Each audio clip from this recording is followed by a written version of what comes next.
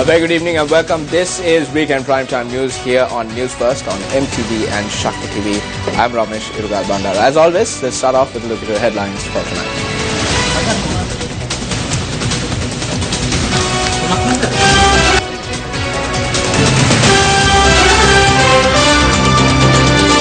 New regulations to minimize the use of polythene while importation of asbestos to be banned within 2 years. A decision by the President. ITAC says its parliamentary group leader must be recognized as the leader of the opposition. Omanthe checkpoint removed. Fire destroys 18 shops in Ampara.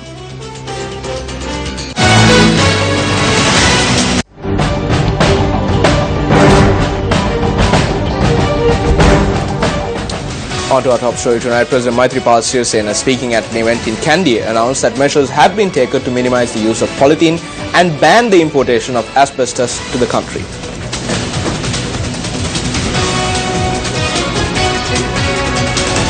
President Maithripala Sirisena made this disclosure during the Parisara Satkarga program that was held to felicitate the students of the Kandy district who initiated measures to protect the environment.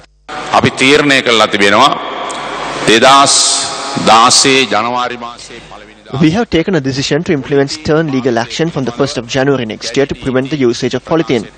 Furthermore, importation of asbestos will be completely banned from the 1st of January 2018. We will also ban the manufacturing of asbestos in Sri Lanka from the 1st of January 2018. Asbestos sheaths is one of the major reasons for cancer. Although I attempted to introduce legal measures preventing the importation of asbestos when I was the Minister of Health, they were not implemented as I did not receive the proper support for it. No private institution will be allowed to influence us, and we will not surrender to such influences. Regulations were introduced in the past on the use of polythene, however they were not implemented. When I was the Minister of Environment in 2006 and 2007, I issued a gazette on the use of polythene, but that too was not properly executed. However, all the barriers have now been lifted and every party has come forward to support this initiative.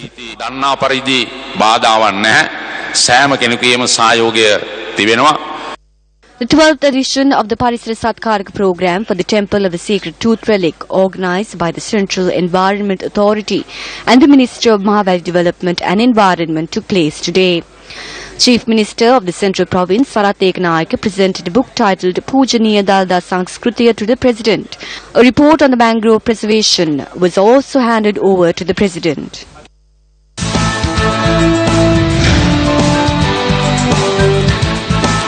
On to our developing story tonight. The Ilange Tamil Katchi, or ITAC, says that since it has 16 seats in parliament, it has emerged as the largest political party in the opposition. A statement from the party says that in accordance with parliamentary practice and convention, the parliamentary group leader of ITAC must therefore be recognized as the leader of the opposition.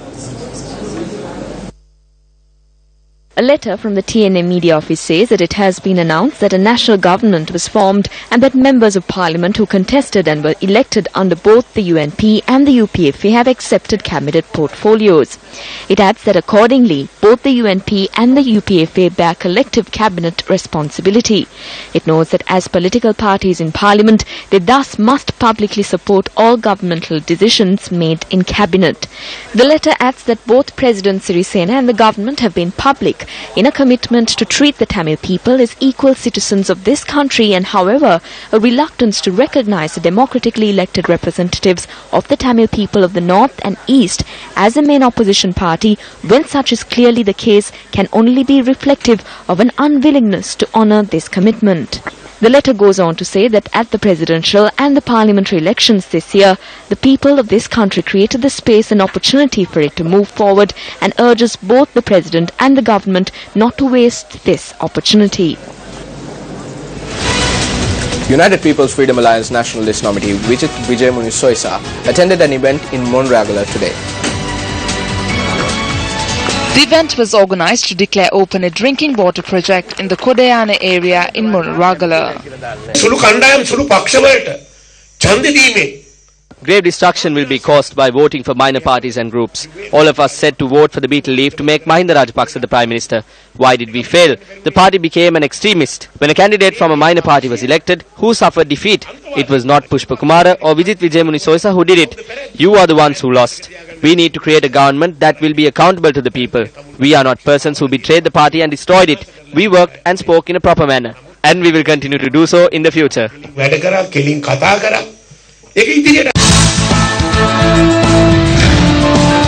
We have good news for people who are willing to travel to the north. Starting today, the general public will be allowed to cross the Omante military checkpoint in Vavuniya without any obstruction. The military conducted inspection at the Omante military checkpoint during the war and during the ceasefire. With the arrival of U.S. Assistant Secretary of State for South and Central Asian Affairs, Nisha Biswal, to Sri Lanka earlier this year to look into the progress of reconciliation in the nation. Inspections at the Omante military checkpoint were stopped from the 3rd of February. However, 5 days later, inspection continued at the checkpoint. District Secretary of Vavuniya, Bandula Harishchandra, said that inspection of personnel and inspection of vehicle registration have thus been halted at the Omante military checkpoint. We are revamping the security, taking into account the present peaceful environment and the inconvenience caused to the general public. We will introduce a new system. One can travel by train in Colombo where there will be no inspections. All the roads have been opened and there will be no inspections. Now,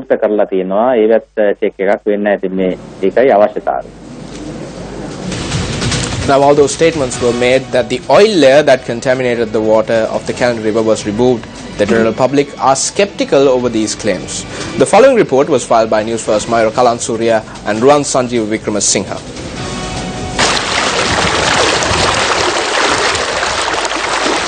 Residents living in Koronnawa, Kotte, Maligakanda, Dehiwala, Mutuwal and Matakule areas that receive water from the Ambatale water treatment plant were severely inconvenienced after the water from the Kalani River was contaminated by oil. Residents claim that waste material are disposed to the Kalani River by the industries located on its banks and by those who use the river as well. කෑම කාලේ වල වතුර බිව්වා වතුර බොනකොට නිකන් අපිරියාවක් වගේ ආවා නිකන් තෙල් වගේ රහක් ආවා තෙල් මිස්ස ගතියක් එනවා පොඩි අර තේ හදනකොට එහෙම නිකන් පා වෙනවා වගේ මේ තෙල් ගතියක් එහෙම තියෙ කෑම ටිකක් උයාගෙන කණ්ඩත් වතුර අර උණු කරාම තේවක් කරාම එහෙම උඩ පා වෙන ගතියක් තියෙන තෙල් ගතිය ඉංගිලම ඉන්න ගෙවල් ඊට වැඩි අපි එදිනෙදා හොයන් කන මිනිස්සු එනිසා අපේ හුඟක් අපහසුතාවයක් ළමයින්ට වසවිස වුණොත් ඒක ගොඩාක් බලපානවා ළමයි ඊට පස්සේ ලෙඩ වෙලා ඉස්කෝලේ යන්නත් නැහැ කර්මාන්තශාලා හදන්න නැතුව බලලා දැන් ඒ කර්මාන්තශාලාවලින් පිටවෙන අපද්‍රව්‍ය මේ කැලණිගඟ ඉවර දෙකේ ගඟට ඇවිල්ලා මේ ජලය අපිරිතර වෙනවා. However, the Water Supply and Drainage Board says that it was able to distribute clean drinking water yesterday. The Newsfirst team that visited the Ambatale water treatment plant was able to witness a 2-hour purification process that the water from the Kalani River undergoes through several phases.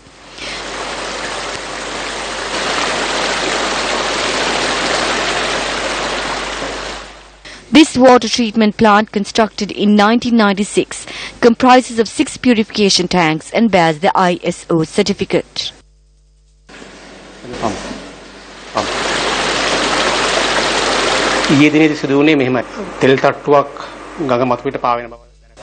This is what happened yesterday.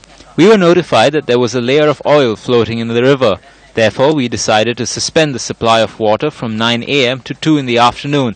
This was to ensure that the oil layer is removed from the intake plant. However, human activity had led to a situation where more oil released to the Kalani River is being led to the water treatment plant, which is also another risk.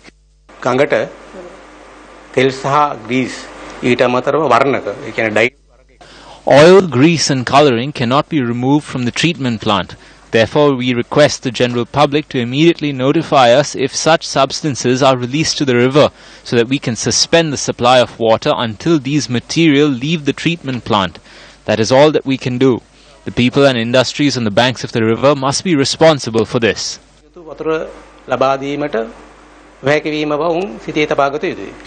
The Newsfirst team also inquired into the present condition of water in the Kalani River. The general public remains skeptical over the incident where oil had contaminated the water in the Kalani River. Is the water that we consume actually pure? Or what sort of water is present in the Kalani River? The Newsfirst team visited the area to search for answers to these questions. At this moment, Newsfirst Mayura Kalansurya is on the bank of the Kalani River. Mayura Kalansurya, අපි කැමති කැලණි ගඟේ තත්ත්වය මුලින්ම දැනගන්න. ඔරුවන් ඔබ කිව් පරිදි කැලණි ගඟ දෙපස ස්ථාන කීපයක් අද අප නිරීක්ෂණයට ලක් කළා. We inspected several locations on the banks of the Kalani River. However, we did not come across any trace of oil. The reason for this is because the water levels of the river had risen from yesterday. However, it is the responsibility of us all to protect the water that we in the end consume. අප දිනවදාහක් භාවිතා කරන මේ ජලය රැක ගැනීම අප කාගේත් වගකීමක්.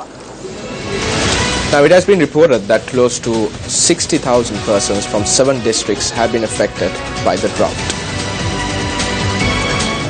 The Ampara district remains the worst affected from drought.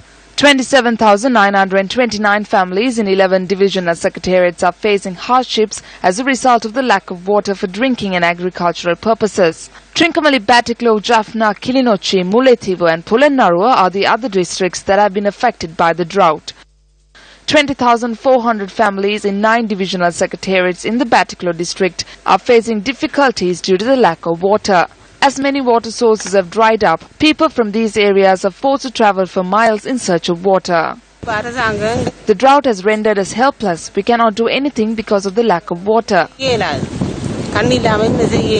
We have been rendered helpless. We have no way to engage in our means of employment. All the tanks have dried up. We are fishermen by trade. We do not know what to do now. I have never experienced such a drought during my entire lifetime. All the farmlands and waterways have dried up. We cannot engage in farming anymore. We solely depend on farming. The National Water Supply and Drainage Board says that steps will be taken to deploy water bowsers to address the water shortage in those areas. Thereby, 200,000 litres of water will be sent to each area. And up next, we have Action TV.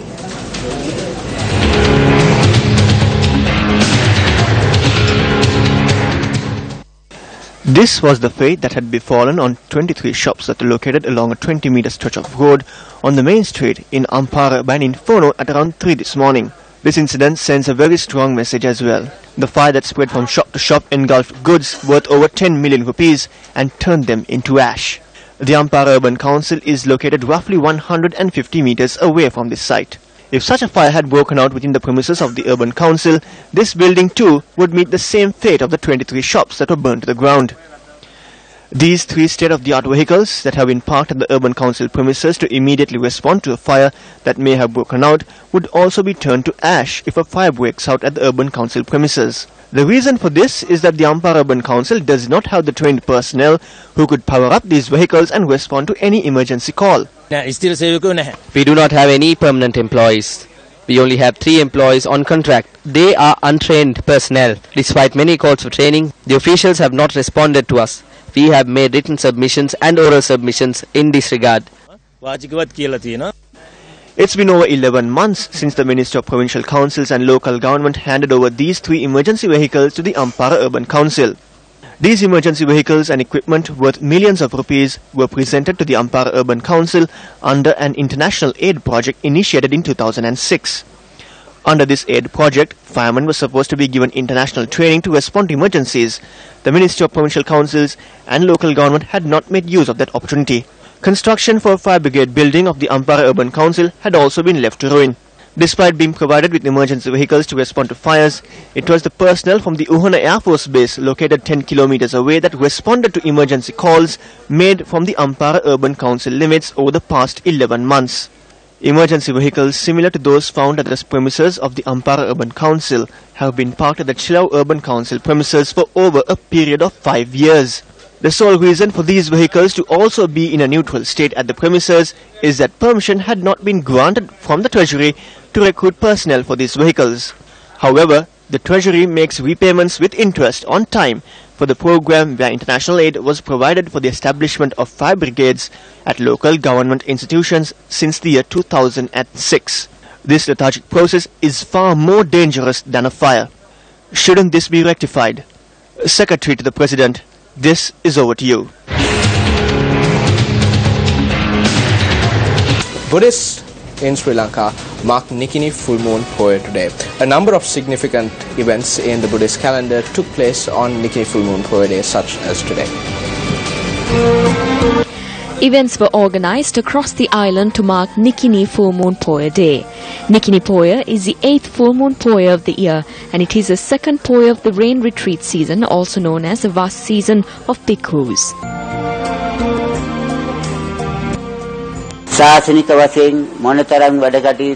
It doesn't matter how involved we are in the work of the sasana, how many viharas we construct, or how many recitals we take part in. Our main objective as laymen and even as monks is to cross over from this life and attain Nibbana. It is important to work towards the end of all sorrow and pain.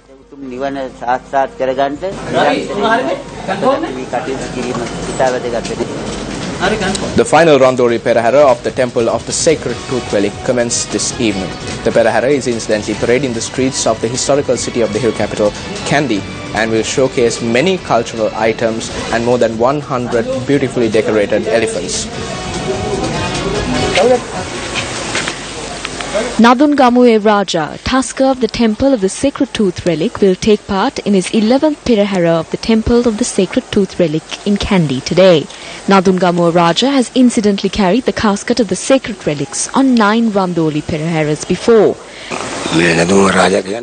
Nadungamuwe Raja is a tusker that was brought down from India. Neelam Maharathera brought this tusker. The tusker in Navamavata and the Nadungamuwe Raja were brought together. After the Thera who brought them down passed away, the tuskers were sold to a timber mill and was later brought back.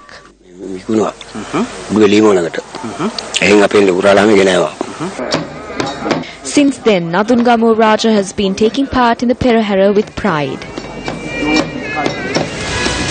A special booklet titled Sirasa Namami that was prepared by Newsfirst for the Asala Festival of the Temple of the Sacred Tooth Relic was presented to devotees today.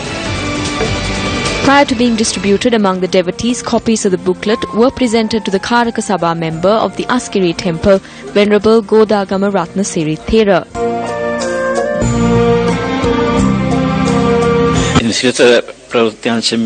This initiative by Newsfirst is commendable. This is mostly important to the persons who do not know the rituals and ceremonies followed at the Temple of the Sacred Tooth Relic. This will be of great use to them. If Sivasa does undertake a task, it will always be something great. This will bring great benefit to the Sivasa Media Network. The booklet was later presented to the devotees.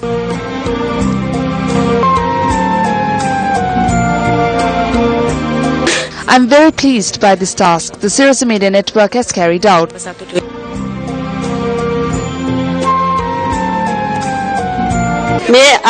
We appreciate the service carried out by you for the devotees who arrive here.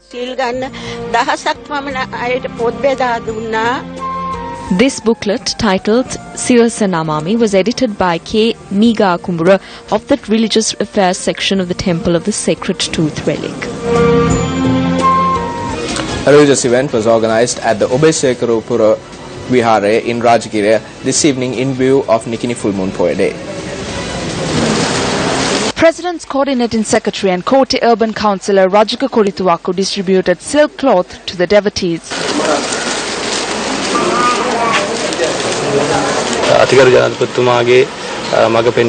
Under the guidance of the President, we will be visiting these areas to look into the well-being of the people.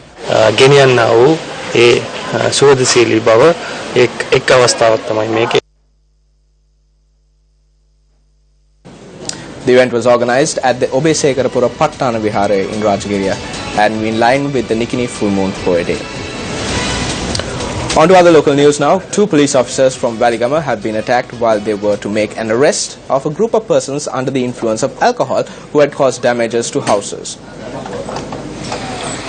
3 persons under the influence of alcohol had caused damages to a house in Valigama last night.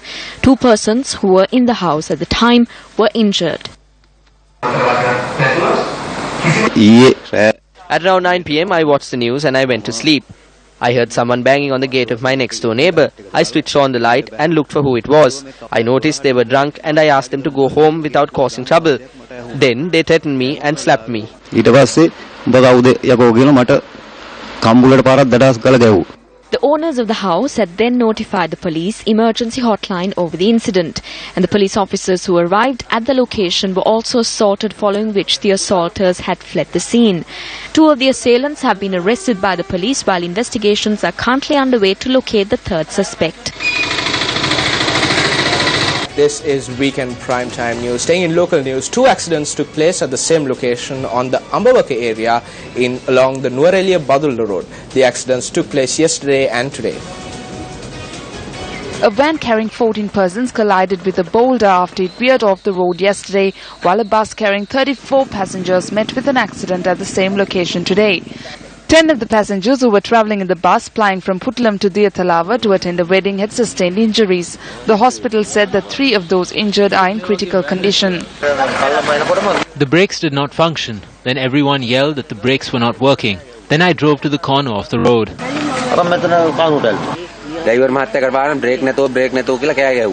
The driver at once yelled that the brakes were not functioning. I stood up. Within seconds we crashed.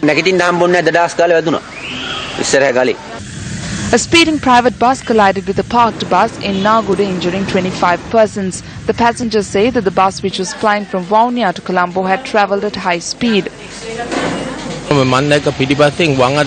The bus was speeding like a jet and then crashed on another bus. The woman at the door of the bus was thrown off on impact. It was when I regained consciousness that I noticed that another bus had crashed on the bus I was in. A motorcyclist was killed when a lorry attempted to overtake a bus in the Valasmulla area. Police say that the victim was a 60-year-old.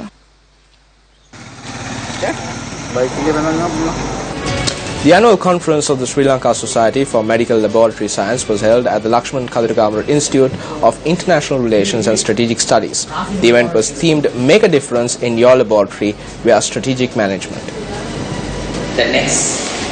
The event was held under the auspices of Dr. Rajitha Sinaratna, together with a number of officials and professionals. If we to develop this, we have to develop every category. We have to bring them to the professional standards. Then only we can improve the medical services, the health services in the country. This is what the next period. I'm going to start a separate faculty for nurses, at least to produce 2,000 nurses a year, graduates. And also I want to start another faculty for all other categories to bring graduates. So I hope to discuss with your organizations and to develop all those categories in about another 2-3 years' time, that we want to bring our health services to the international standards. An event organized under the auspices of the Pakistani High Commissioner for Sri Lanka, Major General Shahid Shakir Hussain, was held today to present certificates to 42 students who completed a general IT diploma in Kandy. 10 computers were presented to the Computer Training Centre in Kandy by the Pakistan High Commission in Sri Lanka. Actually, it's without that. There's no point that I should go back and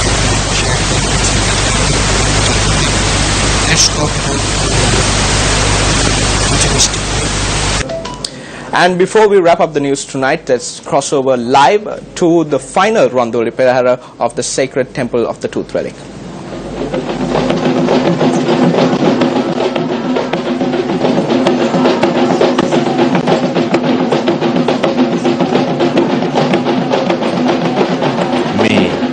බෞද්ධ කොඩිකරු කෝට්ටේ ඇත් රජු සමගිනොයි දළදා පෙරහැරට පැමිණෙන්නේ.